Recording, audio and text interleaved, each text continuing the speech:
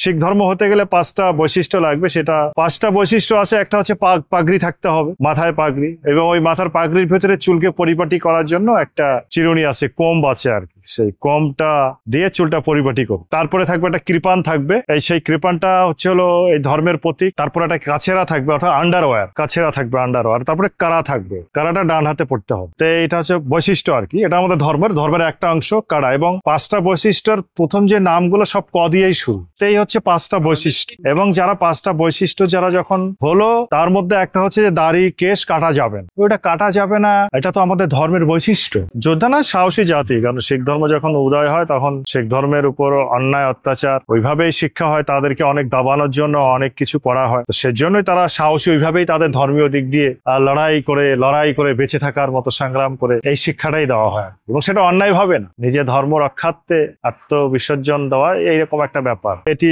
গুরুদুয়ারা নানকশাহী শিখ ধর্মীয় একটি ধর্মীয় উপাসনালয়। আমি যেখানে দাঁড়িয়ে আছি আপনারা দেখতে পাচ্ছেন আমার সামনে এক অঙ্কার, অর্থাৎ এটি হচ্ছে শিখ ধর্মের প্রথম অক্ষর, প্রথম এক অঙ্কার। এখান থেকেই শিখ ধর্মের সারি গুরুর বাণী অথবা অক্ষর উৎপত্তি হয়েছে। এটা হচ্ছে নিশান সাহেব, অর্থাৎ এইটা নিশান সাহেব হচ্ছে গুরুদুয়ারার পরিচয় বহন করে। গুরুদুয়ারার নিশান মানে চিহ্ন।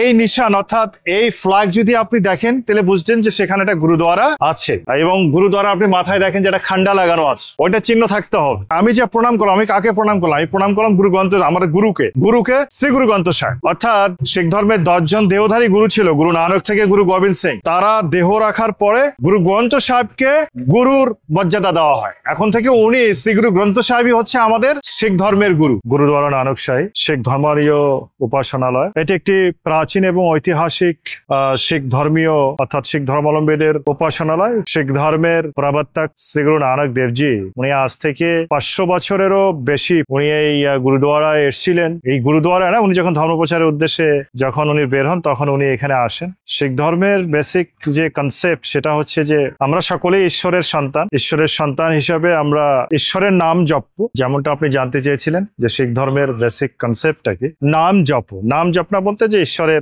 নাম জপ।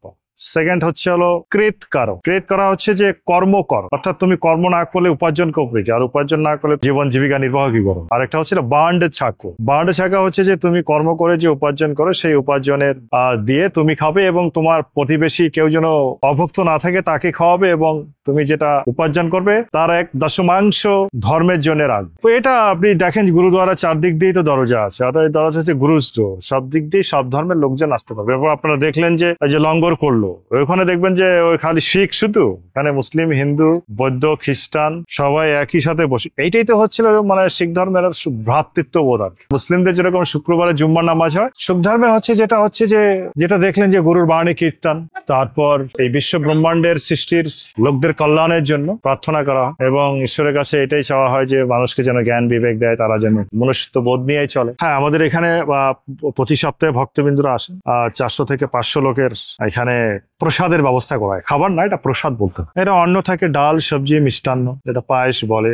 একে কিছু না, এখানে আসতে হলে সবাই আসতে পারবে। তার সে ধূমপান বা কোনো কিছু নিয়ে ঢুকতে পারবে না। আমরা গুরুদুয়ারা থেকে যে কাপড় দিয়ে প্রথমে থেকে হাত মুখ ধুয়ে মাথায় কাপড় দিয়ে দরবারের ভিতরে সে প্রবেশ করতে পারবে। হ্যাঁ, অবশ্যই। যদি কারো মনে করে যে আমার দুঃখ দুর্দশা যাচ্ছে না পরিবারে, সে যদি বলে আমাদের গ্রন্থি আছে, বললো যে আমার জন্য একটু প্রার্থনা করে দেন, বা কেউ যদি মানত করতে চায় যে আমি এটা করবো, একটা ডেট দেখে, যেমন এই যে আজকে যেমন লঙ্গর প্রসাদ হলো, বললো যে হ্যাঁ আমি একটা মানত করব অমুক ডেটে, আমরা তাকে লিখে দেবো ঠিক আছে আপনি অমুক দিন আসুন। দেখুন, এটা মানবতার কথা। আসলে ভাইচারা করে থাকবে সবার সাথে, কোনো ভেদ নেই। কারণ আমরা গুরু নানক দেবজি বলেছেন আমরা ঈশ্বরের সন্তান। পরে আমরা এই পৃথিবীতে এসে কেউ অমুক ধর্ম হয়েছে, কেউ অনেক ধর্ম হয়েছে, আমার পেহচানটা একটাই, আমি মানব হিসেবে আমার যেটা কর্ম ভালো কাজ করা। সে ভালো কাজটা কিভাবে করা যেতে হবে? শুধু ঈশ্বরের নাম জপলেই কি হবে? ঈশ্বরের নাম জপের সাথে তোমার যোগ্যতা অনুযায়ী তোমার যে কর্ম আছে সেই কর্মটাকে করতে হবে। মাটিতে তো বড় কথা না, ওটা তো ওই যে ওইখানে তো পাশে কে মুসলমান না কে শিখ না কে হিন্দু, না কোনো ভিআইপি না যে কেউ ভিআইপি আসছে তাকে চেয়ার টেবিল দিয়ে খাবার, তার জন্য আলাদা খাবার না। যে খাবারটা পরিবেশন রান্না হয়েছে ওই খাবারই সবার, ওই অন্ন, ওইটাই ডাল, ওই সবজি, ওই পায়েস। আলাদাভাবে কারোর জন্য কোনো এক্সট্রা কোনো খাবার দেওয়া হয়।